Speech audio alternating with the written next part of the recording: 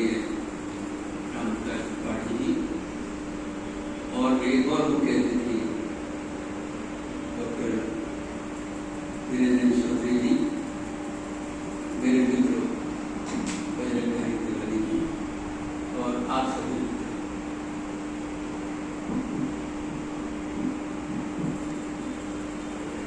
इस शहर में तुम क्या,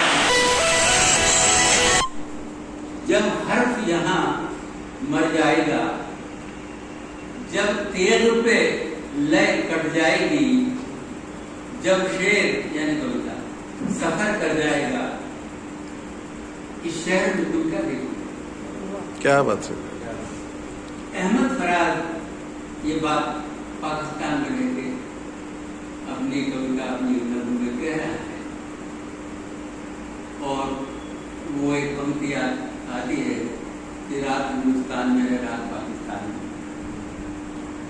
तो जहाँ जनतंत्र खतरे में है वहाँ पर सरहदें कोई माने नहीं रखती। इस शहर हम जश्न समारोह और जो भी इस तरह के उत्सव कर रहे हैं, ये इन सारे उत्सवों का लक्ष्य अगर शेर सफर कर जाएगा यानी कविता मनुष्यता के बीच से यात्रा ना कर जाएगा, अगर हम उसकी हिफाजत हमारा मकसद नहीं है, अगर हम लय को तेल पर कटने से बचाने की जद्दोजहद में शामिल नहीं है, भले ये जद्दोजहद साहित्यकारों की ओर से न हो रही हो, बल्कि मैं तो इस बात का सख्त मुखालिफ हूँ कि हम सिर्फ जहाँ कविता में या सृजन में, लेखन में या साहित्य की किन्हीं भी विधाओं में ये प्रयास हो रहे हैं, अगर हमारी जद्दोजहद उन तक महदूद है तो ये नामुकम्मल जद्दोजहद ये बहुत स्तरों पर हो रही है, अनेक स्तरों पर हो रही है। कोयले की खानों में भी हो रही है, ये फैक्ट्री में भी हो रही है, ये खेत के उन अनाम कॉमरेड भी वो जद्दोजहद कर रहे हैं जिन्हें मार्क्स का, समाज का वर्गीकरण का नियम पता नहीं है। ये जद्दोजहद वहाँ भी हो रही है और वो हमसे ज्यादा मुश्किल और ज्यादा चुनौती भरी है और उसकी कुर्बानियां कहीं रिकॉर्ड भी नहीं होती, दर्ज भी नहीं होती। मध्यवर्गीय बुद्धिजीवी प्रतिरोध के किसी आयोजन या किसी कार्यक्रम में अगर वो विक्टिम खुदा न खास्ता अगर होता है तो वो खबर बनता है। लेकिन इस मुल्क के अंदर करोड़ों ऐसे लोग हैं जो हमसे ज्यादा विक्टिम हैं इस बात के, और उनकी न खबर बनती है और न उन तक हमारी पहुंच हो पाती है। मैं ऐसा नहीं कह रहा कि ऐसा हम बिल्कुल नहीं कर पा रहे, लेकिन हमें उस दायरे से बाहर हमें जाना होगा, क्योंकि हमारी जो दुनिया है वो शब्द की दुनिया है पर इसमें महदूद नहीं है। तो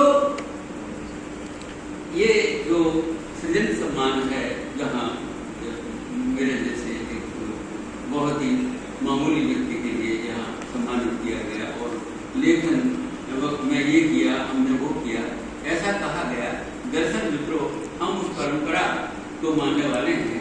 मैं वो वाक्य आपको सुनाई देता हूँ कि जब 10 मई 1936 को प्रेमचंद को अपना वो मशहूर तरीन जो वक्तव्य है जिसे साहित्य का उद्देश्य नाम से हिंदी के लोग पढ़ते हैं, तो वो दरअसल उन्होंने अदब की गायत और अहमियत नाम से उन्होंने ये उर्दू में उनका लिखा।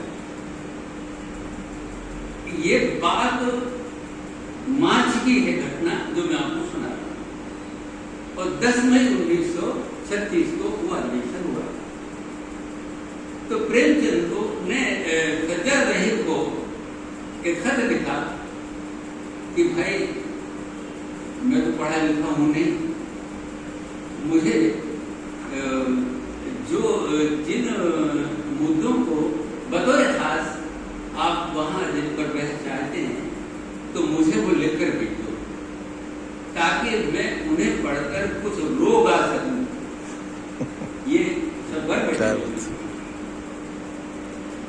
इन्होंने बड़े बड़े माजरत चाहते हुए लिखा था, आप मुझे नहीं क्या कह रहे हैं? उन्होंने कहा कि मैं गंभीर हूं ये कहते हुए, दूसरा कर देता।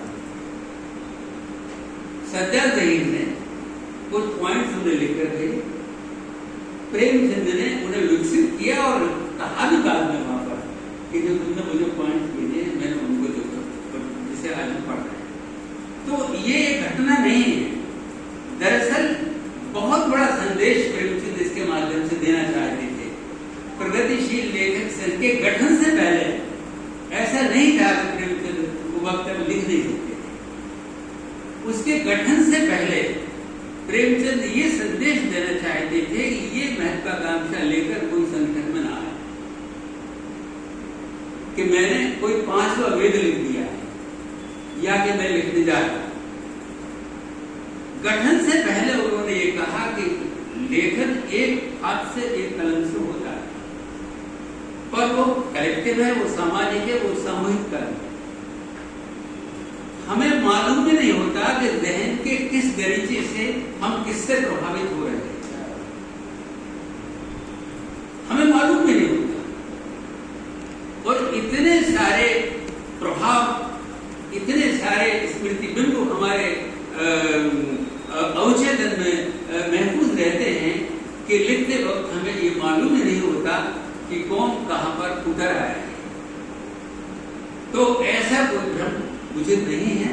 अगर कुछ थोड़ा बहुत किया है तो वो एक बहुत मामूली सी कोशिश वही है कि अगर लय को तेल के जरिए कटने से बचाने में अगर कोई बहुत मामूली अगर कोई अगर किरदार हो सकता है हमारा, तो वो और मेरी अपनी हदें हैं जिन हदों में मैं सोचता हूँ, या हर व्यक्ति के कुछ परेशान करने वाले सवाल होते हैं, वो उनके इर्द गिर्द ही रहता है और जीता है और मरता है उन सवालों के लिए। मैं क्योंकि सम्मान की पुरस्कार की बात है तो मैं ये अर्ज करना चाहूँगा कि अभिनय की स्मृति को प्रतिरोध की सृजन परंपरा से वाबस्ता जो सुरेंद्र प्रदोषी ने किया है, यही एक सीधा हिस्सा है जिसकी तरफ मैंने अपने अब तक के वक्तव्य में इशारा किया था। और मैं निश्चय ही मुझे कई माफ करें आप, कई ऐसे मित्रों को मैं जानता हूँ कि जो पुरस्कार या सम्मान लेने जाते हैं, अगर वो सम्मान बहुत चर्चित नहीं है तो वो ये कहते हैं कि एक काम से भोपाल जा रहा हूँ। जी, क्या बात है, बताने में शर्माते क्योंकि वो ब्रांड नहीं बना, और जो ब्रांड बन जाता है वहां पर आप कितने भी बेइज्जत होकर आए तो वो आप तो मुझे जब मैं निश्चित ही मानता हूँ कि ये इतना बड़ा सम्मान है कि मेरा काम बहुत छोटा है, ये बात समझता है। मित्रों, ये परसाई जी का जन्म शती वर्ष है, तो मैं ये चाहूंगा कि आगे की बातचीत में परसाई जी के संदर्भ से शुरू करूं। निश्चित ही वहां पर सवाल वही होंगे जो मुझे परेशान करते हैं, और लेकिन मुझे ऐसा लगा कि ये एक बहुत अच्छा अवसर होगा कि हम सृजन पक्ष के आयोजन में परसाई जी को भी याद करें, उनके संदर्भ से भी हम आज के सवालों पर बात कर सकें। गालिब की परसाई मुझे उनका बहुत चर्चित जो व्यंग्य निबंध है वो याद आता है। हम सब ने उसे पढ़ा होगा, लेकिन वो चूंकि मेरे अपने मकसद से यहाँ जुड़ रहा है तो मैं विशेष रूप से उसको यहाँ उद्धृत कर रहा हूँ कि परसाई जी शुरू में तो जाहिर है अपनी उस बात पर आएंगे, वो आने से पहले वो एक पूरा माहौल बनाते हैं कि मैं कोई मामूली आदमी नहीं हूँ, जैसे शायद उन्होंने याद किया है। हाँ, ये अलबत्ता है हमारे पड़ोस में पांडे जी हैं, कबीर ने एक बार उन्हें भी याद किया कि साधो पांडे कुछ आने, तो तब से पांडे जी कबीर दास बहुत नाराज, लेकिन मैं नाराज करने से नहीं हूँ, क्योंकि मेरे बारे में ऐसा बुरा नहीं कहा गालिब ने जैसा कभी दास ने पड़ोसी पांडे जी के बारे में। मैं नाराज नहीं। तो देखिए बात यह है कि कबीर दास ने तो पांडे जी को एक ही जगह याद किया है, मुझे 2 जगह याद किया। कुछ शेर जो है उनमें एक आध शेर मुझे गवाने याद किए। न हो हुस्ने तमाशा, न हो हुस्ने तमाशा दोस्त दावा बेवफाई का बसंत मोहरे बसंत मोहरे है साबित दावा पारसाई का। क्या बात है कि जब कोई चेहरा को देखने वाला है ही नहीं, जब है ही नहीं तो बेवफाई तो क्या होगी जब कोई हो। तो हम तो पारसा के पारसा ही हैं, हमारा दावा बिल्कुल पक्का है। तो परसाई जी कहते हैं कि देखो कि मामूली चीज नहीं हूं मैं गालिब जैसे आदमी ने मुझे याद किया, याद करता भी क्यों नहीं। वो उर्दू का शायद हिंदी का लेखक, और आपको पता है अब आ रहे हैं यहाँ पर तो कि हिंदू मुस्लिम भाई भाई। और अब उन्होंने कहा कि दरअसल ये है कि अब एक समस्या मेरे सामने है कि पूरे देश में हिंदी के जो प्रोफेसर हैं विद्वान, उन्हें बहुत भाषण देने पड़ रहे हैं। तो मैं एक नमूने का भाषण लेके दे रहा हूँ, यहाँ से वो शुरू हो रहा है। तो उन्होंने हिंदी के विद्वानों के लिए जो नमूने का भाषण लिखा है, बस उसकी पहली पंक्ति से ही मैं अपनी यहाँ से उठा लूंगा और अपनी बात शुरू हो जाए। कि देखिए बात यह है सज्जनों कि मुसलमान जिसे उर्दू कहते हैं, हिंदू से हिंदी कहते हैं। ये बात अगर आपने समझ ली तो समझ लीजिए सब कुछ समझ। क्या बात। तो परसाई जी ये बात 1969 में जब गालिब सदीक का जो वक्त था वहां पर, और आपको देखिए क्योंकि मैं ऐसा मानता हूं कि ये जो महा विस्फोट, जो खतरनाक विस्फोट जो है वो फांसीवादी सांप्रदायिकता का, वो आप माफ करें मतलब मेरा राजनीतिक समझ हो सकता है गलत हो, ये अचानक 9 वर्ष का विकास नहीं, ये हो नहीं सकता बिल्कुल भी। करोड़ों का ये देश है, करोड़ों लोगों का देश है हमारा, ये संभव नहीं है। हाँ, इसके भयानक दम, उद्दंड और उच्छृंखल और बेलगाम जो रूप है वे उभर कर आए इस दरमियान में, इस दशक के अंदर। लेकिन ऐसा नहीं है कि ये प्रवृत्ति थी नहीं, ऐसा नहीं है। ये प्रवृत्ति थी और लोग खुद को सांप्रदायिक कहलाने में बेइज्जत महसूस करते थे, अब गर्व महसूस करते थे। ये खतरनाक परिवर्तन आया। तो ये भाषा को एक मजहब से जोड़ने का सिलसिला ये नहीं है कि ये इन 9 वर्षों में शुरू हुआ है। ये आजादी मिलने के साथ ये बात उभर कर सामने आ गई थी, और आजादी मिलने के पहले इसके बीज पड़ चुके थे, इसके बीज आज नहीं है।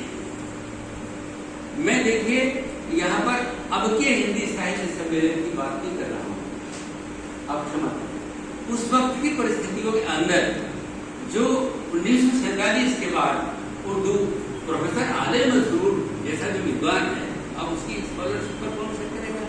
तो उन्होंने कहा कि दरअसल एक उर्दू के मसले को आज के हालात में रखकर ये आप सिर्फ बीजेपी और आरएसएस से इसको वाबस्ता करके आप नहीं सोच सकते, बिल्कुल बहुत गलत पर्सपेक्टिव है।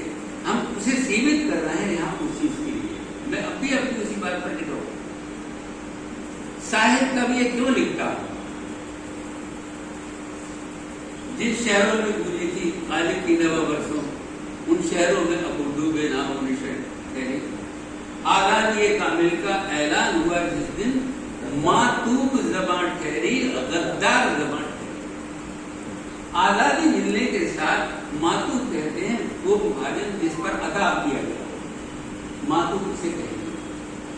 गद्दार जबान ठहरी। मौलवी अब्दुल हक साहब ने बहुत बड़ा काम उर्दू के लिए किया कि उन्होंने अंजुमन तरक्की उर्दू की स्थापना की, और बड़े स्कॉलर थे और उर्दू के लिए बड़ा काम उन्होंने किया, इसको कोई संदेह है नहीं। बड़ी पुरानी पुरानी पांडुलिपियों को खोज कर लाए।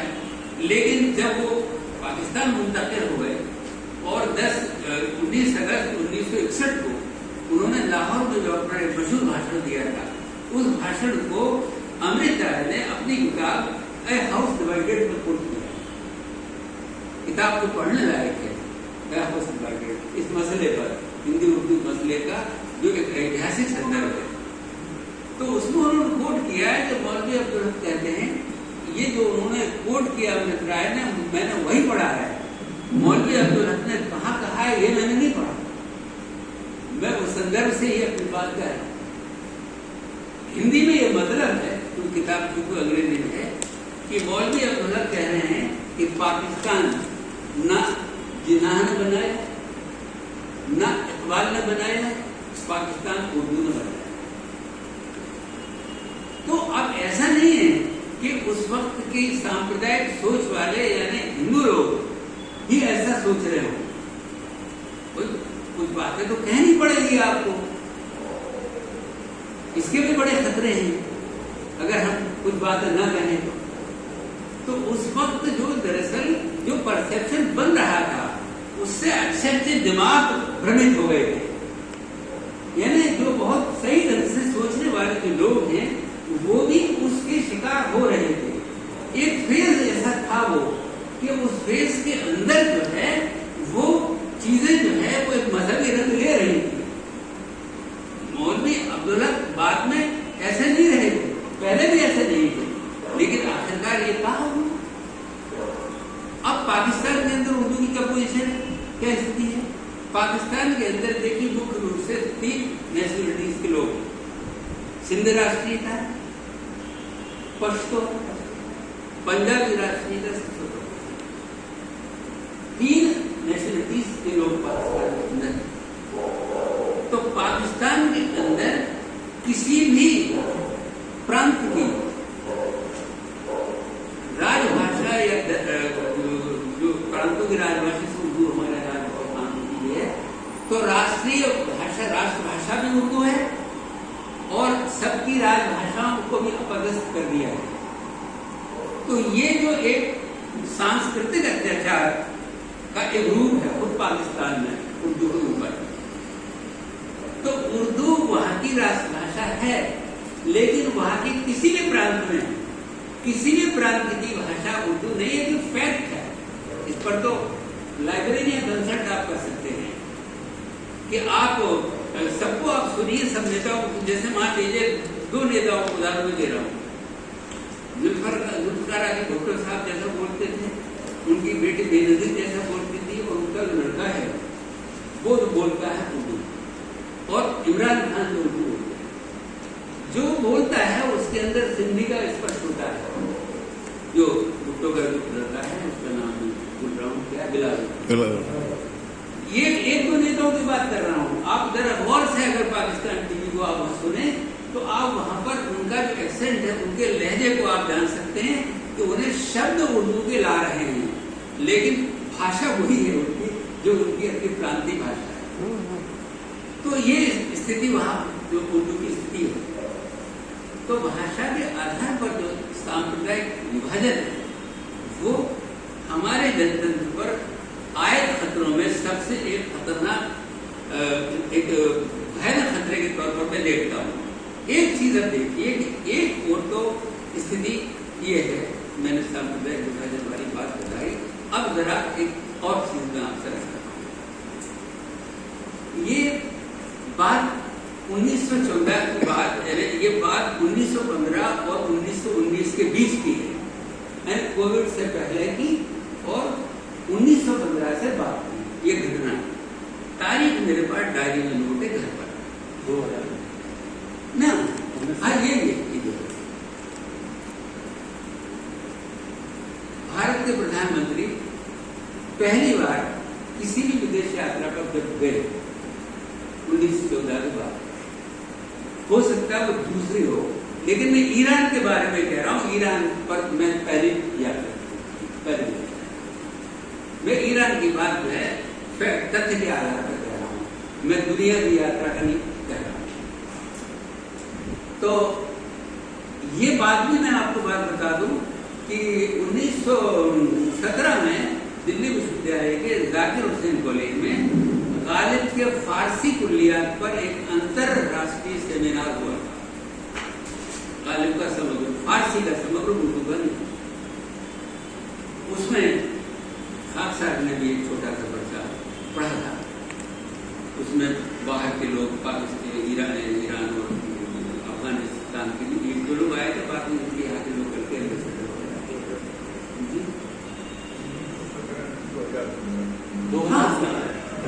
2017 मैं उसको वही समझ रहा वो दरअसल ये है जी, आप लेके ना इसलिए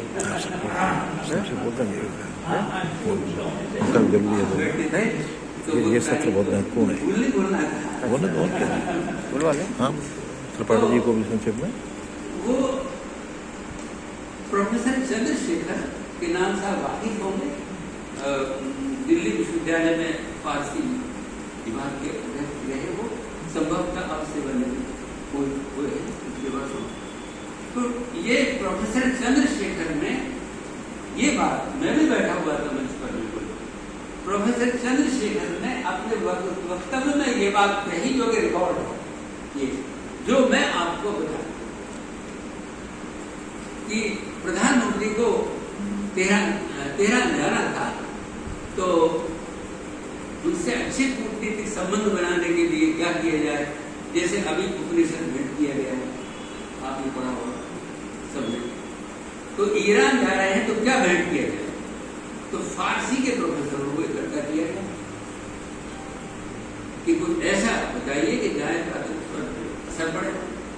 अब जाहिर है दिल्ली में फारसी के वाकई में बड़े बड़े विद्वान अभी प्रोफेसर शरीफ आजमी जैसा आदमी तो दिल्ली यूनिवर्सिटी की सबसे पुराने उस्ताद माने जाते हैं, चंद्रशेखर साहब को उनकी बात करें, पर क्योंकि वो ज़्यादा बुजुर्ग हैं तो चंद्रशेखर साहब से संपर्क किया या कुछ। तो चराग़ दैर जो गालिब की अद्भुत रचना है, वो 108 शेरों की जो उन्होंने काशी पर बनारस की की थी, वो मैंने उस पर काफी लिखा है। तो चराग़ दैर के अंदर एक शेर है। तो प्रोफेसर चंद्रशेखर साहब ने वो शेर उसका निकाल कर और जैसे भी पियानो हाउस पहुंचाया जा सकता था वो शेर निकाला। वो शेर मैं आपको सुनाता हूँ। वो शेर ये है उसमें चराग़ दैर में। चराग़ दैर के बारे में आप न जानते हो तो मैं बता दूं कि 1928-29 में गालिब अपने पेंशन के सिलसिले में कलकत्ता गए थे।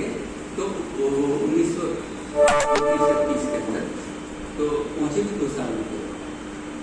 तो वो इस रास्ते गए थे बांदा और इधर से इलाहाबाद और बनारस में सबसे ज़्यादा रुके थे वो 28-29 दिन तक रुके। वहाँ रहकर उन्होंने एक रचना लिखी थी फारसी में, जिसमें 100 या 105 के आसपास शेर हैं। मैं आपको कुछ शेर जो हमारे उद्देश्य से जुड़ रहे हैं सीधे, हालांकि सारे रचना बहुत महान है, बिल्कुल मैं उसके बारे में गलत बात कह रहा हूँ, तो फिर भी वो शेर सुनिए आप। वो शेर ये है उसके अंदर कि जुनूनत गर्व नफ्से खुद तमामस्त। जुनूनत ये संज्ञा के बाद अगर ता लग जाता है उसका मतलब होता है तेरा जुनून, और माँ लग जाता है तो मेरा जुनून, शाह लग जाता है उसका जुनून। ता, माँ और शाह ये 3 वर्ण जुड़ने से वो 8 बन जाते। जुनूनत तेरा जुनून अगर तमाम यानी पक्का और भरपूर है, अगर तेरे अंदर वो जुनून है और वो जुनून भरपूर पक्का है, जे काशा ताब काशी नीम गामस्त। तो काशान ईरान का प्रसिद्ध शहर है। जे काशा ताबा काशी यानी काशान और काशी की दूरी नीम यानी आधा गाम यानी कदम। क्या बात है, तो बहुत अच्छा। काशी और काशान की दूरी आधा कदम में जुनून होना चाहिए अपने अंदर।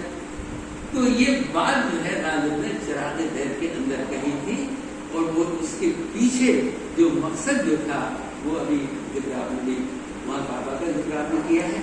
तो वहाँ मकसद यही था कि ये जो काशी की संस्कृति और काशान की जो संस्कृतियों में इतना आपने जो कि है नहीं उस फर्क को आप दिखा रहे हैं, जो कि है नहीं उस फर्क को आप दिखा रहे हैं। वो राधा कृष्ण की बात वो नफरत को लेकर मुझे याद आती है कि आपको एक ऐसे अंधेरे कमरे के अंदर बंद किया गया है जिसकी दीवार काली पुती हुई है और आपसे ये कहा गया है कि उसमें आपको काली बिल्ली को ढूंढना है जो कि उसमें नहीं है। तो सच्चाई तो ये है घृणा और नफरत को लेकर कि वो है ही नहीं, उससे उसे कह रहे हैं कि ढूंढो उसे, वो है नफरत, वो घृणा है, वो है ही नहीं। तो गालिब तो ये कह रहा है वहां पर। अब उसका कूटनीतिक उद्देश्य से इस्तेमाल होता है कि चिराग दहर किताब ढूंढी जाती है इस गालिब एकेडमी से, इंस्टीट्यूट से, और उसके ऊपर एक बहुत सुंदर कातिब से उस शेर की किताबत कराई जाती है और उसको उसके ऊपर रखा जाता है। तो वहां पर जाकर प्रधानमंत्री उसकी ईरानी शाह को भेंट करते हैं। ये बात रिकॉर्ड में है और प्रोफेसर चंद्रशेखर ने खुद ये कहा है तो उन्होंने ये किया और उन्होंने कुछ गलत नहीं किया, उन्होंने सही किया। उन्होंने वहां पर ये सुनाया, ये बहुत अच्छी बात है कि ये बात हमारे ध्यान में रही। तो अब देखिए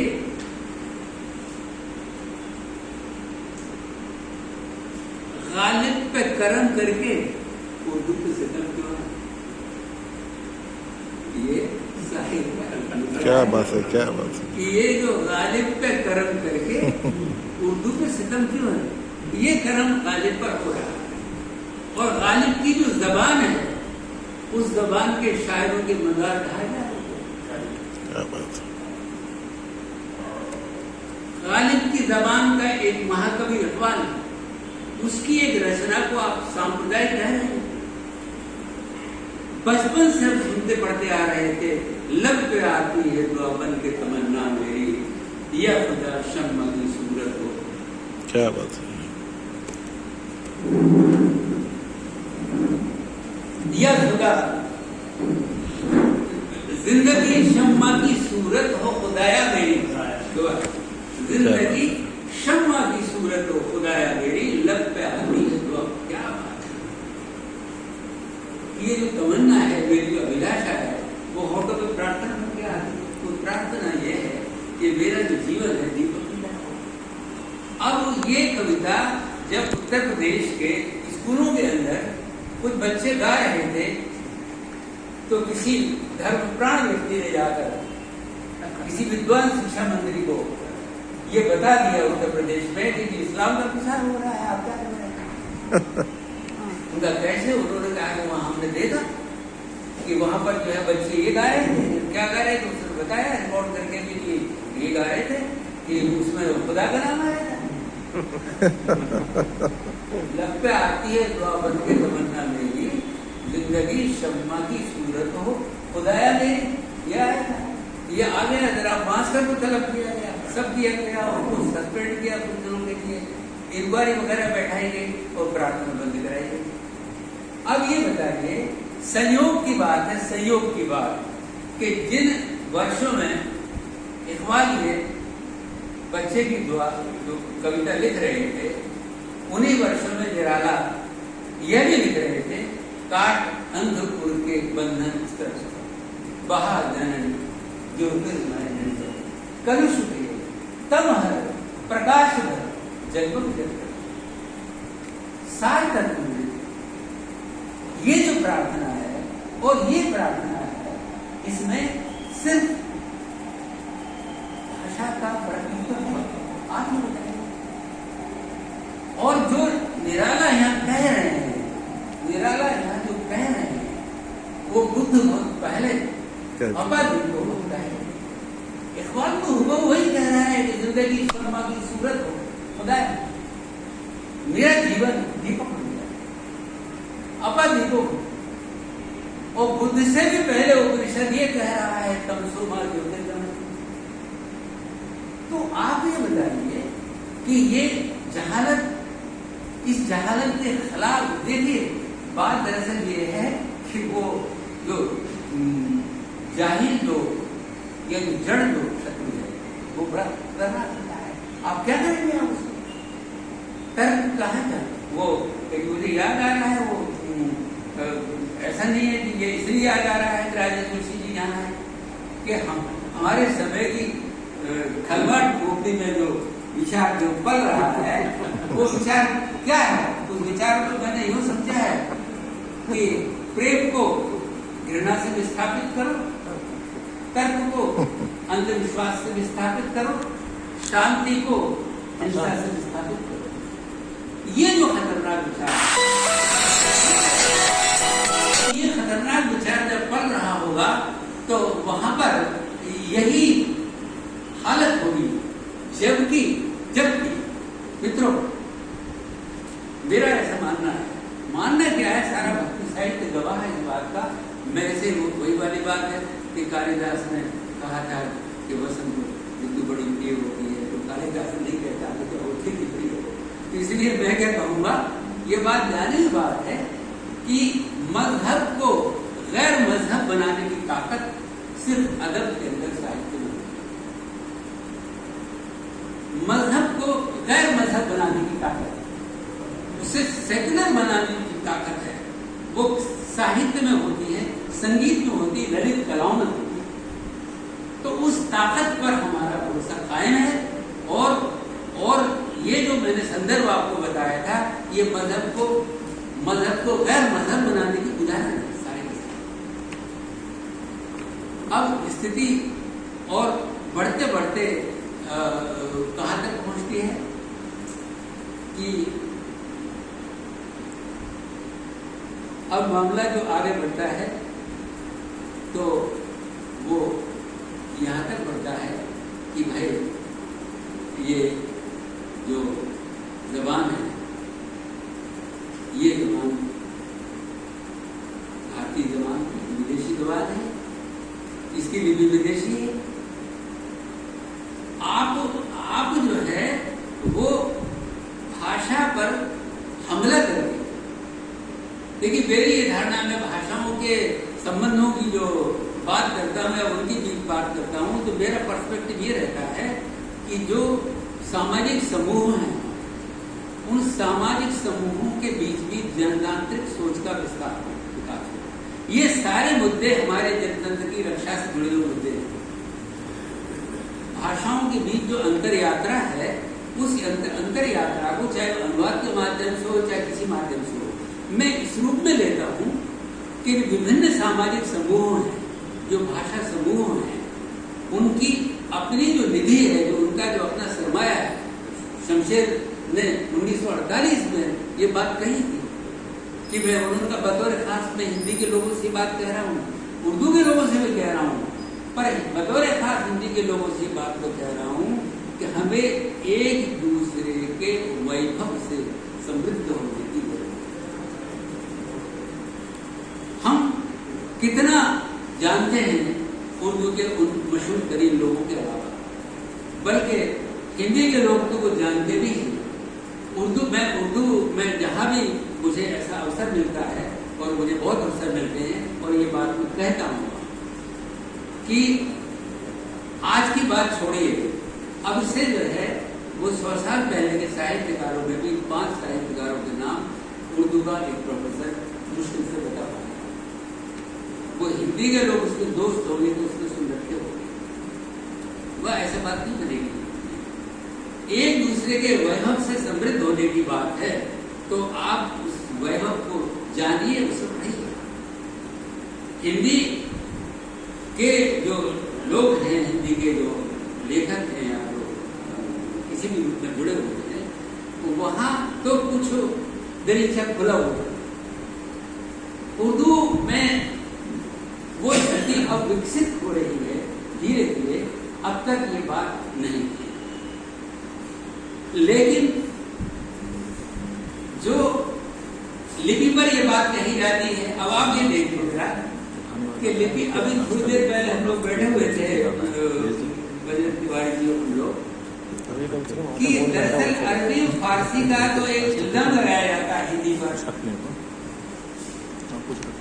अरबी फारसी असरात का तो इल्जाम लगाया जाता है। हकीकत तो ये है, हकीकत तो ये है कि जो उर्दू लिपि है, ये उर्दू लिपि वो नहीं है लिपि जो फारसी लिपि है। इसमें केवल 8 वर्ण ऐसे हैं जो मूल फारसी से आए हैं, सिर्फ जहां पर जिनके नीचे रोका लगाया जाता है। बाकी सारी जो आवाजें हैं वो सारी देसी आवाजें हैं। और विशेष रूप से जो महाप्राण वर्ण है, पा के बाद महाप्राण वर्ण और दूसरे सघोष ध्वनियां, और सघोष ध्वनियों के महाप्राण का सघोष ध्वनि है, पट्ठा उसका भी महाप्राण है। तो ये जो 3 तरह के जो वर्ण हैं, ये 3 तरह के जो वर्ण हैं, ये हिंदी वर्णमाला के वर्ण हैं। वो लिपि रह कहां गई? मैं गारंटी करके कहता हूं, उर्दू में लिखा हुआ एक पृष्ठ ईरान का कोई नोबेल पुरस्कार विजेता फारसी का साहित्यकार नहीं पढ़ सकता। एक इसलिए कि उर्दू का एक पृष्ठ इन ध्वनियों के बगैर लिखा ही नहीं जा सकता। लिखा शब्द ही नहीं लिखा जा सकता, क्योंकि खा रहा है यहां, लिखा ही नहीं जा सकता। तो उर्दू का लिखा हुआ एक पेज भी कोई ईरानी और अफगानी नहीं पढ़ सकता। तो आप ये कैसे कह रहे हैं कि भाषा भारतीय और ये दिल्ली ये भी भारतीय? आप ये इल्जाम उर्दू पर लगा रहे हैं।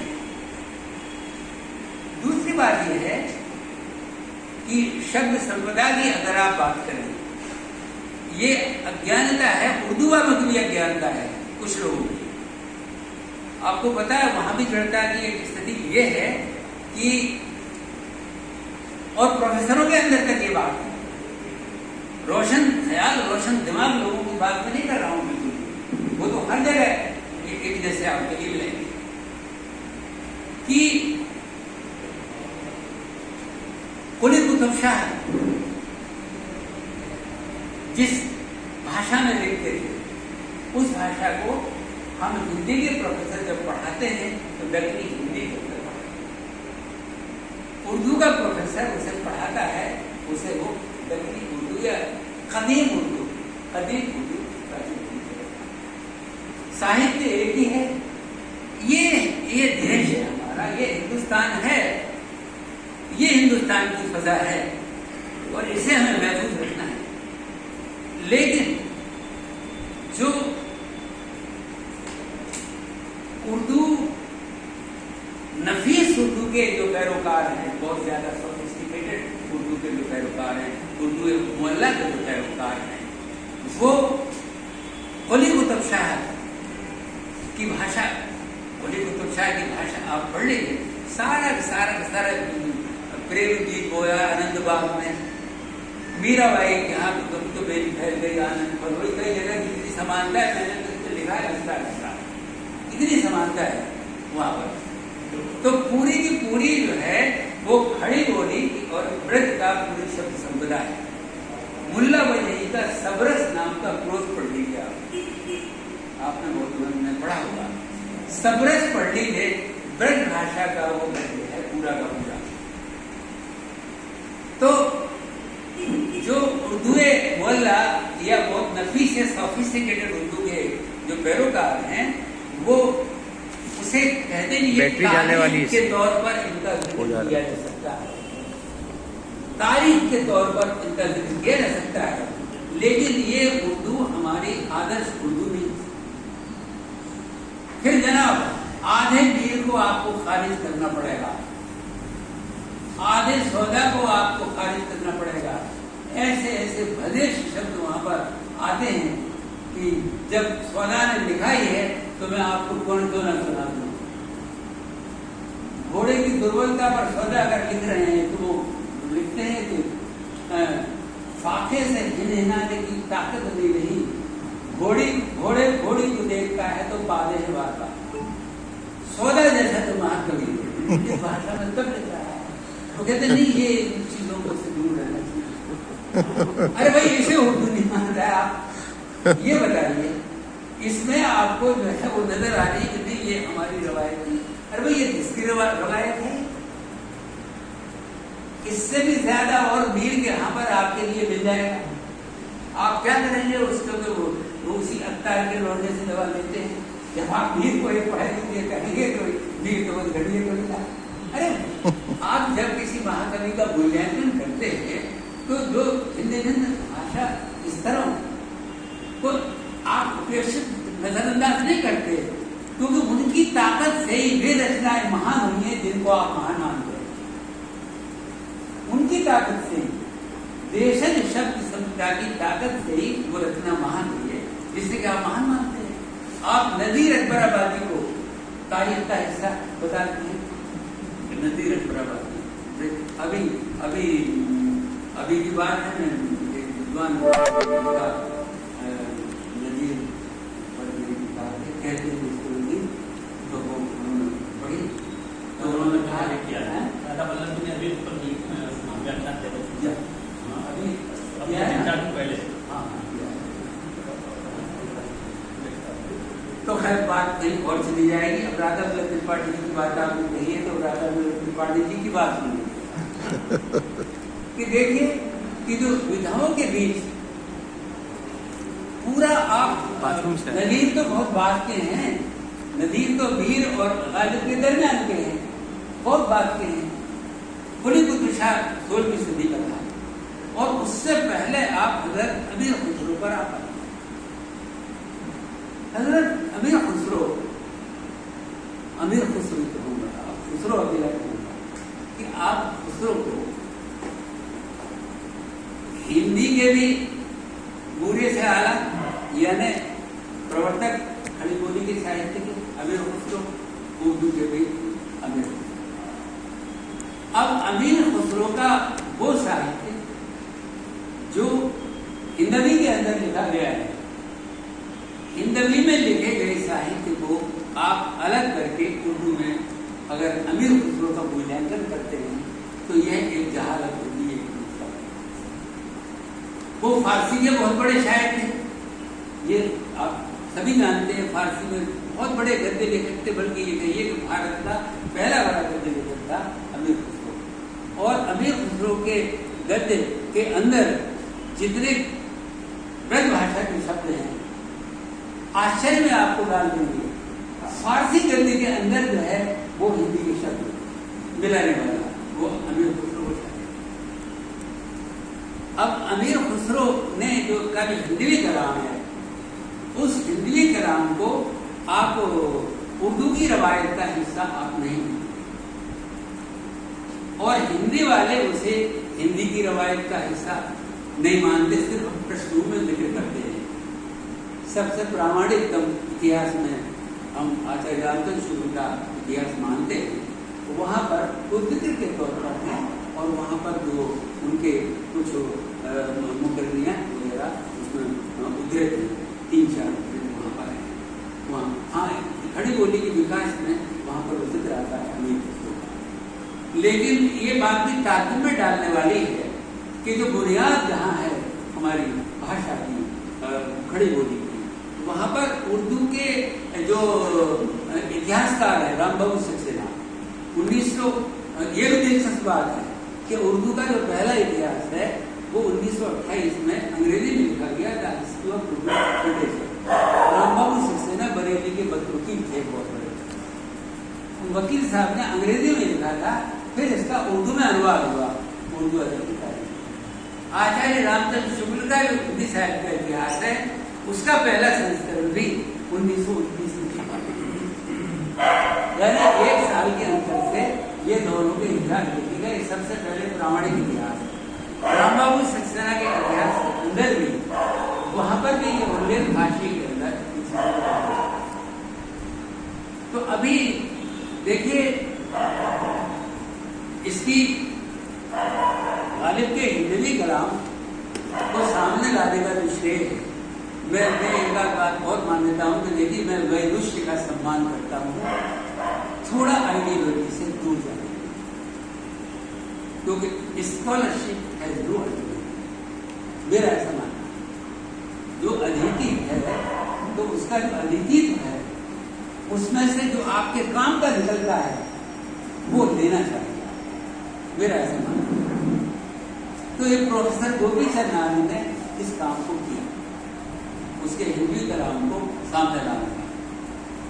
और ये दिल्ली कॉलेज में उस वक्त प्रिंसिपल था स्प्रिंगर, वो जर्मन था, वो दिल्ली कॉलेज का प्रिंसिपल था। जब वो यहाँ से गया भारत से तो वो हिंदी कलाम की पांडुलिपि 1856 में अपने साथ जर्मनी ले गया। तो अमीर खुसरो का हिंदी का लिखा हुआ जो भी कुछ कलाम का साथ रखा है, जो लोक कंठ में बच रही थी मौखिक परंपरा से, जो चीजें बच रही थी वो यहाँ बच रही है, लेकिन जो लिखित रूप में थी वो पांडुलिपि अपने साथ ले गया 1856। उस स्प्रिंगर की पांडुलिपि कहलाती है। उस पांडुलिपि को खोजकर